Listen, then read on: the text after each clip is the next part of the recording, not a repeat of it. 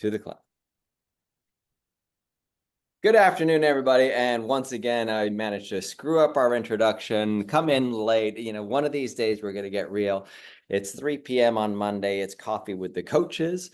This is our podcast. Myself, Christopher Holmquist, my much more handsome friend, Peter Valancourt. We're here to talk about, as it says up here, business mindset and entrepreneurship. Right, Peter? Absolutely. Yes. Our favorite topics. Our favorite topics indeed. And so we're going to jump right into it today. Can I start with my that quote that I showed you? Yes, this is All right. fantastic. This All really right. makes you think. Let's start with this quote and show this to everybody. I'm going to read it out loud. I know everybody can read, but I just like to hear myself talk. Getting defensive when someone questions your beliefs likely suggests that you haven't bought them or don't fully understand them yourself. When you've intentionally curated your beliefs, you are confident and trust in their design. The need to defend them dissipates, and so does the desire to force them on others. All right. What did you hear there, my friend? Well, again, like so many of the things that you come across and present, oh gosh, it was like that person wrote that. How do they know me? Right? But that last line, I kind of reverse engineer the whole thought because that last line is so powerful about, the need to not have to force it on somebody else just because I have an opinion or a belief. That doesn't mean I validate it. I don't need to go force it on you. Need to have an understanding of it, thorough understanding of it. Yeah. And as you and I spoke about right before we came on here, talking about that quote, this is a huge part of critical thinking. Critical thinking is being able to defend your position, being able to question somebody else's beliefs, being able to utilize the Socratic, method of questioning, or the Socratic method, right, that we talked about last week.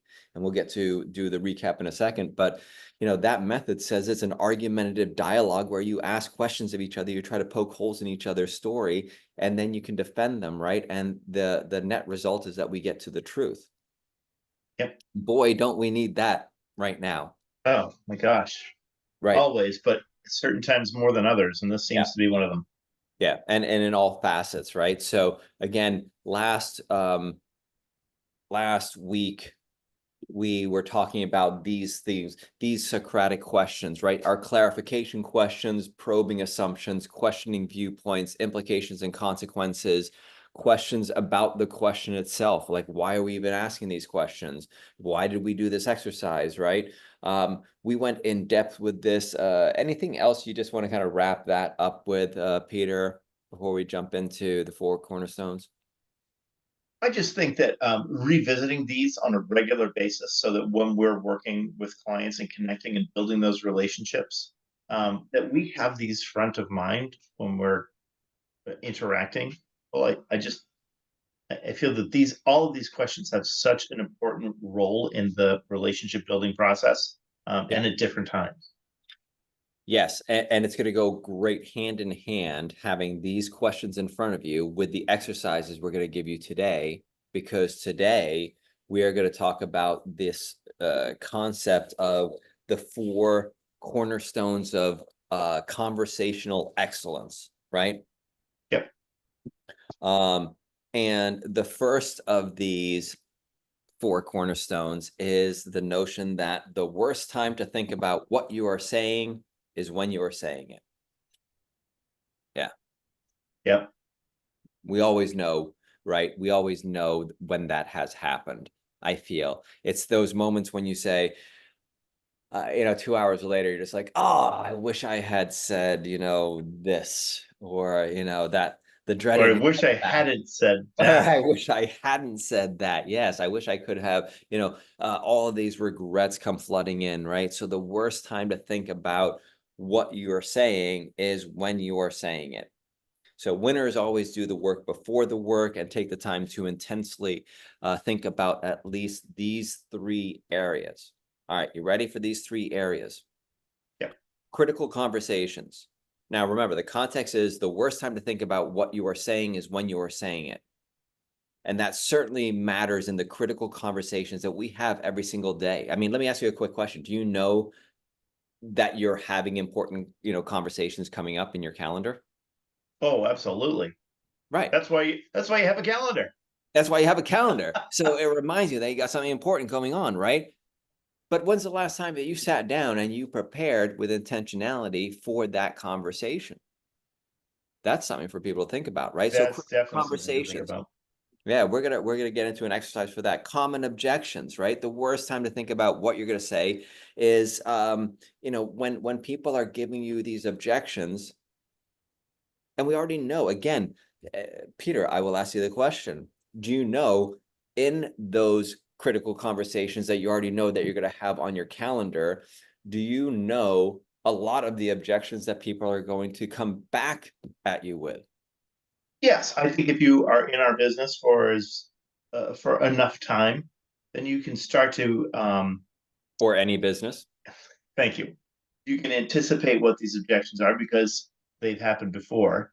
But you'll also, if you think about this Phil Jones method that we are going through right now, you'll construct a presentation or a meeting where you're going to preemptively defeat a lot of those objections by just having that holistic approach Yeah, before it gets to that. But yeah. objections are always going to happen because what's an objection really? It's just they're raising their hand. I don't really know what you're talking about. The And it lack may of come information. across, yeah, Yeah.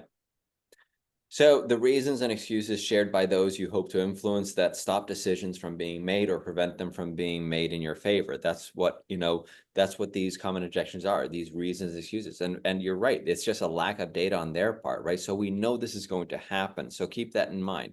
And then later today, the other interactions on your immediate agenda for which a little forward thinking could sharpen your approach, keep you present in the moment, and prepare you for unplanned eventualities.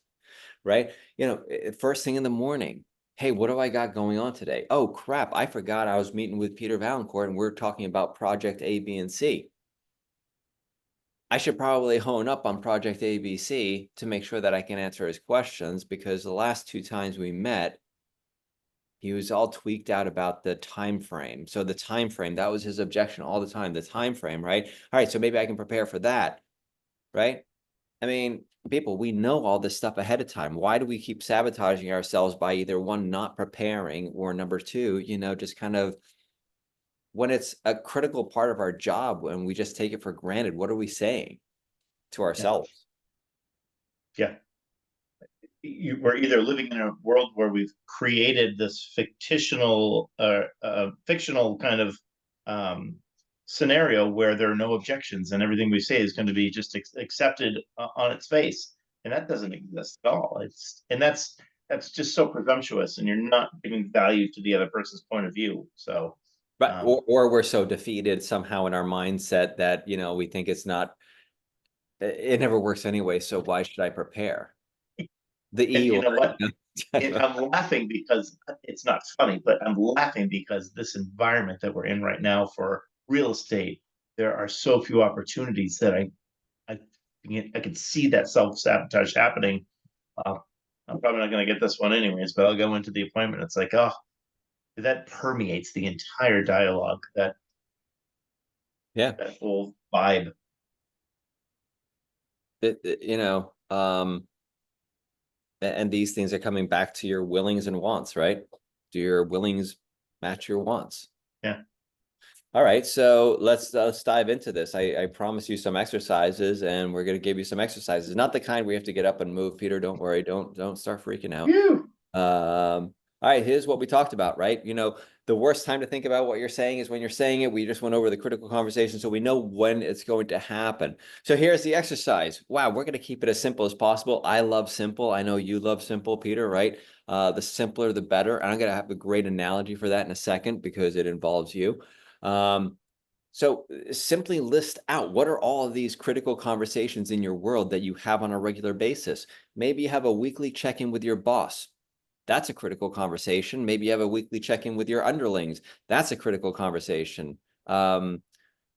Do I need to explain this exercise anymore, Peter? I mean, No, I think those are pretty clear examples. yes. Okay. So write down, and all the great stuff is simple, right? Yeah.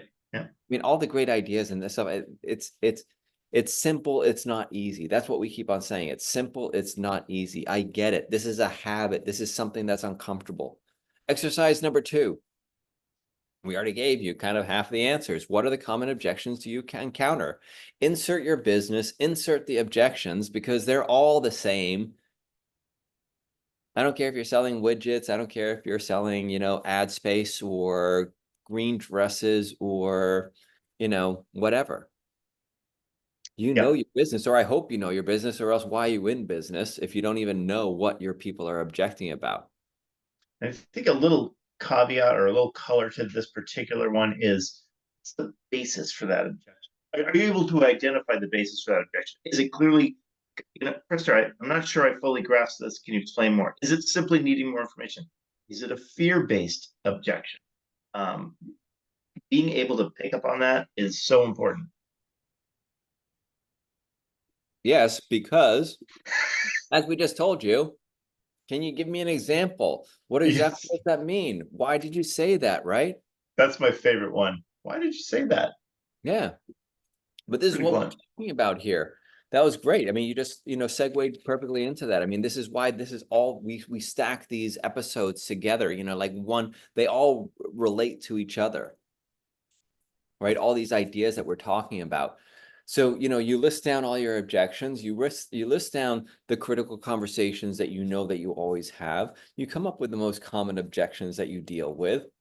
And then you figure out who are you speaking with later today, and you see what objections out of this list they might have.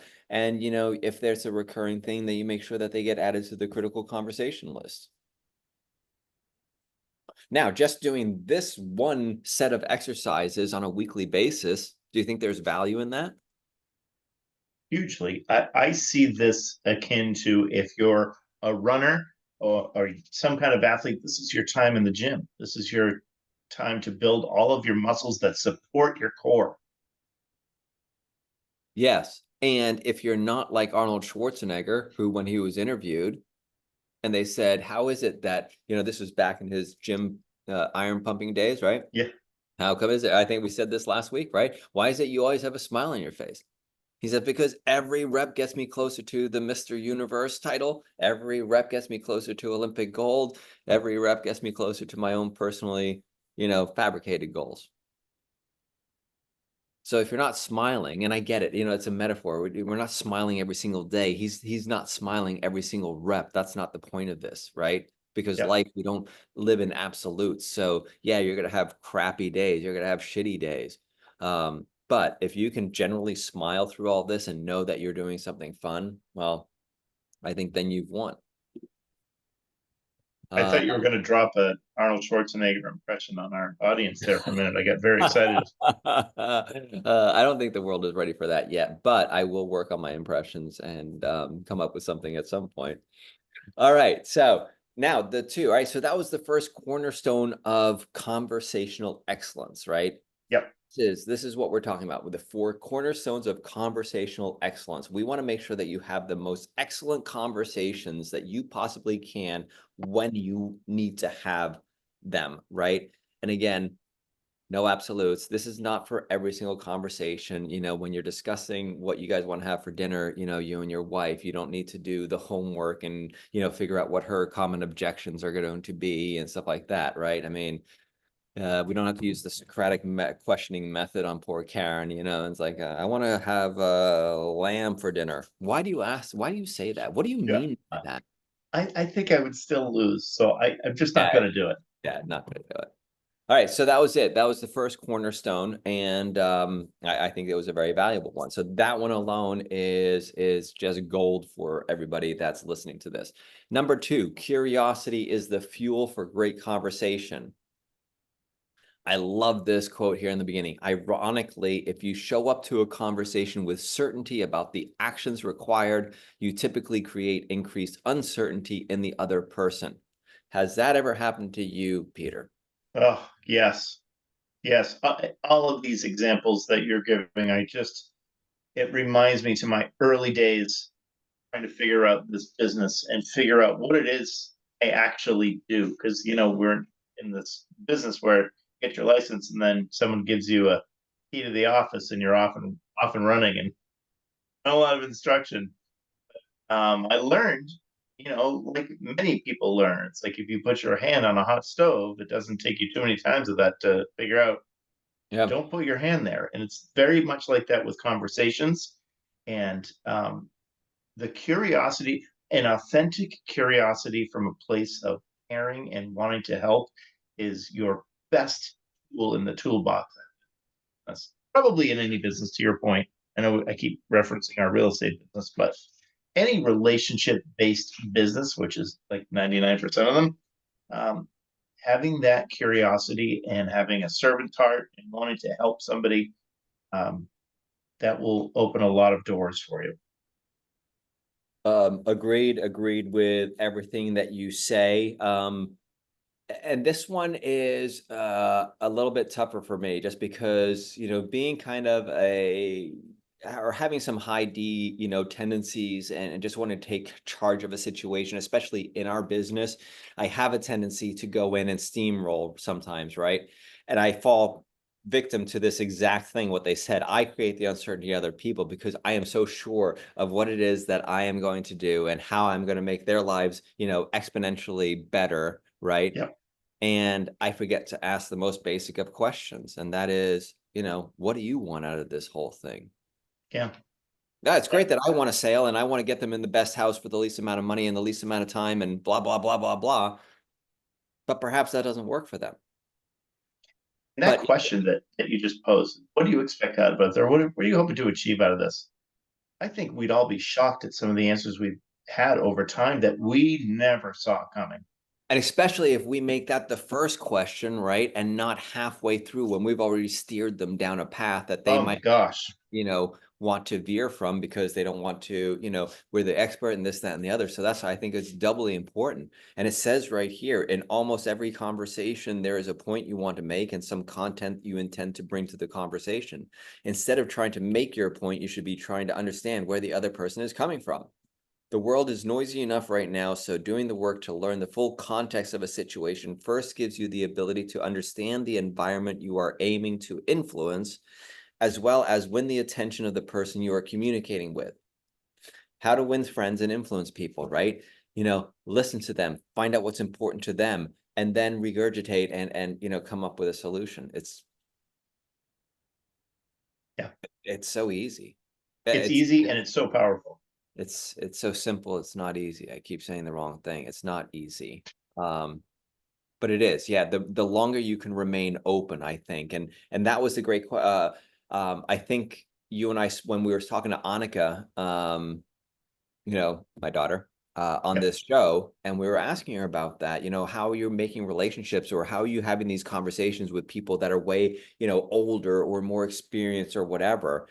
And she had the perfect answer, right? I mean, she said that I just keep asking questions because somewhere along the line her mom and I taught her that in this business environment, the longer you ask questions, number one, you don't have to start, you're not answering questions when you're asking questions, right? So for all you new people, again, in any business, keep asking questions. The more questions you ask, the more data you'll have, the more answers you'll get. And wouldn't you say we're predispositioned to that being difficult? Because we just want to go. We just Yes, want to go do it's the instead hard. of, oh, it's so hard to just It's sit it's so there in it. counterintuitive, but it saves you all the time in the world. It saves you, 10 hours on the back end. It's akin to hiring somebody without doing some kind of background check or checking their references, doing a personality like the DISC or the KPA or any of the other, personality evaluations, right? It's the same thing. Yep. You Yep. pay for it down the road. If you go into a conversation and you go down the wrong road, now you have to backtrack. Now you have to go over here and over there. You've lost all this time. You've lost all this money. You might have lost the relationship, Yeah. but nobody It's wants to hear it. Put in the work ahead of time. Put in the work ahead of time. Nobody wants to do it. it makes me think of when we grew up in a similar era. Yep. And I don't know about you, but I felt like there was always that one kid in your class who you'd go to their house for a birthday party and you'd go to his room and there's a fully intact Lego Millennium Falcon, and he's the only kid that read the directions and put the thing Yeah. together correctly. Yeah. And you got home and you're like, my Millennium Falcon has the light speed on the front. You know what I mean? Because it's my point is there's only a very few of us where the delayed gratification concept comes naturally and it just is logical. So I'll do that. Most of us want to just get going.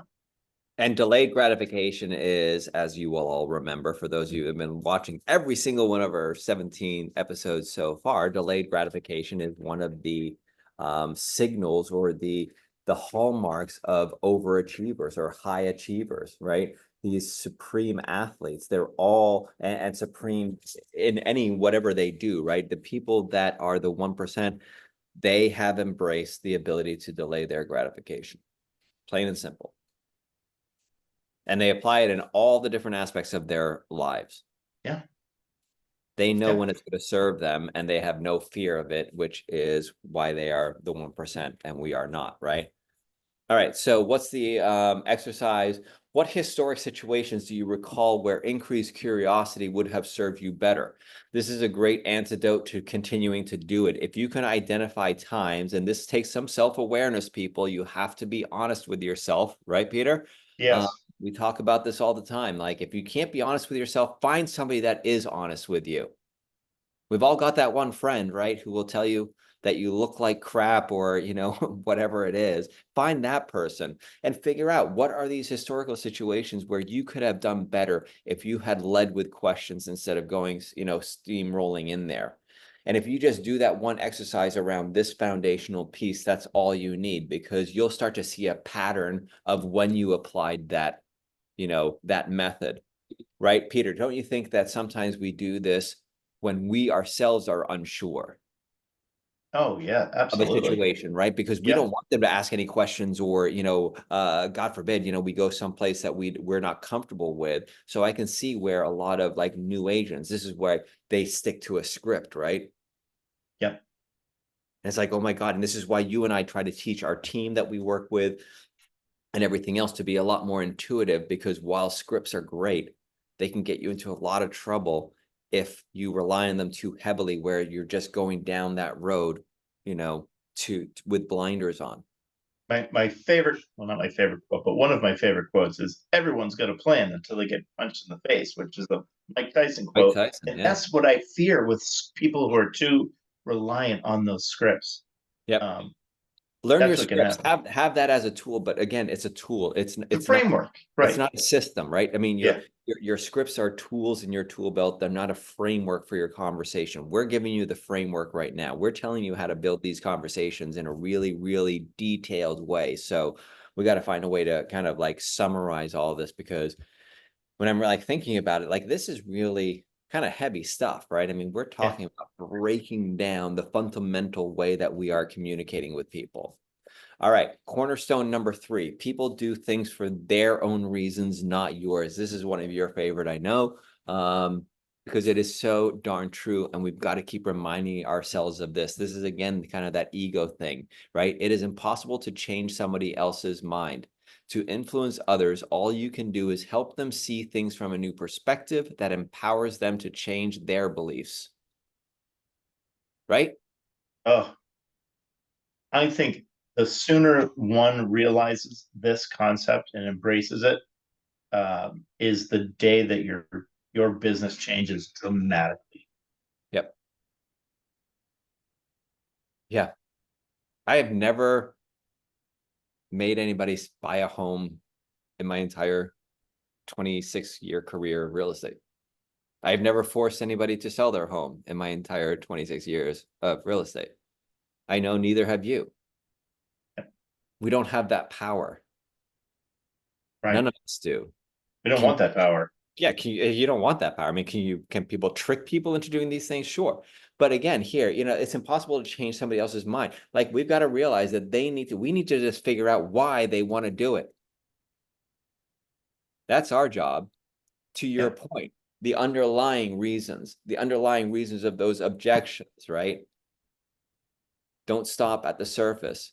Dig a little bit deeper. What evidence are you hoping to collect before you make your next recommendation? All right, let's talk about that for a second, right? Failure to truly see something from the other person's point of view is almost guaranteed to create resistance. This means that your goal is to talk exclusively about their interests, not yours. Collecting the evidence to add empathy to your influence is one of the easiest areas to overlook. Before ever making a recommendation to someone, you need to be able to say, because of the fact you said XYZ. When you truly have empathy, you will find yourself in a shared position of trust.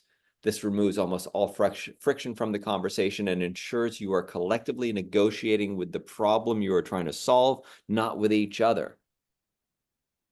Wow. Yikes. There's a lot there.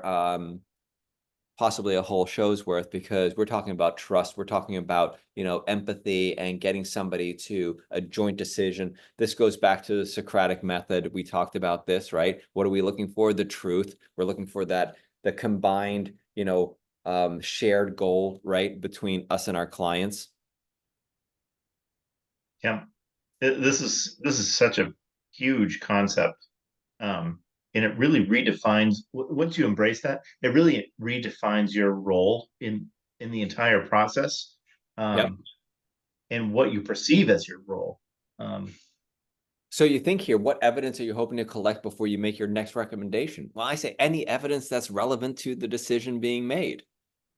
yep, So yep, figure it out again, right? Go back and look at these four things, right?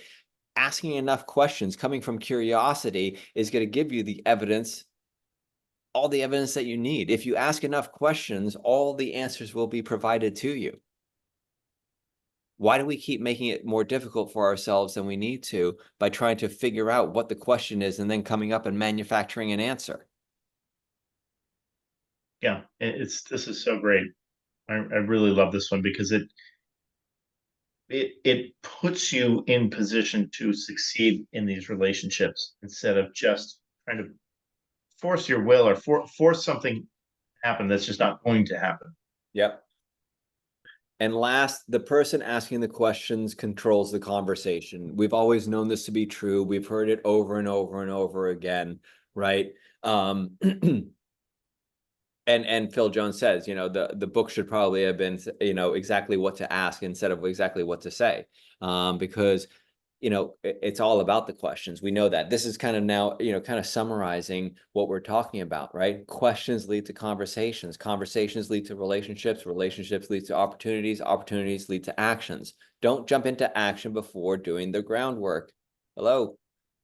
The fear of rejection that is associated with asking for what you want is very real. The fear is amplified when the ask is being attempted prematurely and without full clarity of the other situation.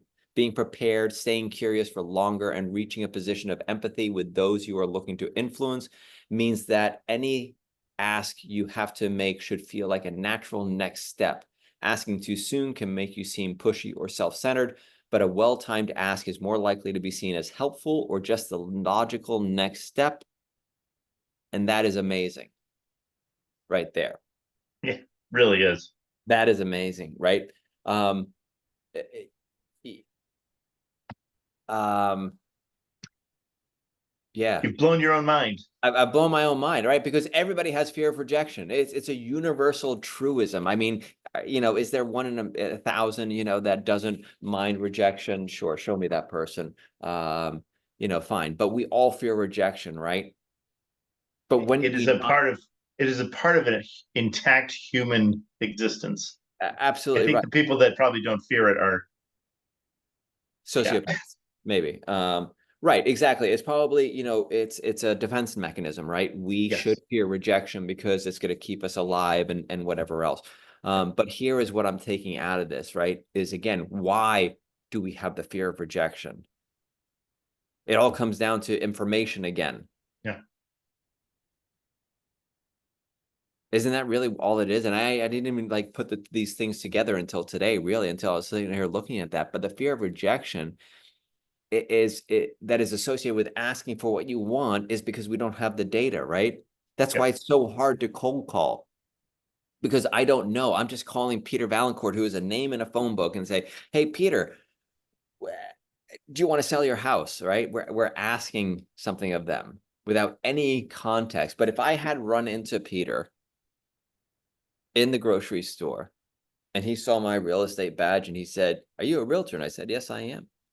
And he said, "Well, that's interesting because I'm thinking about selling my house." And I said, "That's interesting. Tell me more. What does that mean?" Right? And I go through my Socratic method, and I go through my Socratic questions, and then I call Peter later on that afternoon. Do you think I'm going to have any fear of rejection? No, I think at that point you're feeling pretty darn good. Pretty darn good. So I know that this we've run over as we are wont to do sometimes, but dude, we could have broken that down into 4 different shows in and of itself, or at I know least we're into some heavy stuff. yeah. But next week I think maybe we'll kind of take this and lighten it up a little bit, right? I mean, and Yeah, try to give people the hacks and the shortcuts to all of that kind of stuff that we've been talking about, because it's not as hard as it sounds. There's really just some key things to take away from this, and you'll be on your road to having, just amazing conversations. agreed. Dude, you're awesome. I love hanging out with you and talking. This is fantastic. Yeah, this was fun today. Thanks so much for putting all this together. You got it. We'll see you next week, everybody. Sounds good. Bye.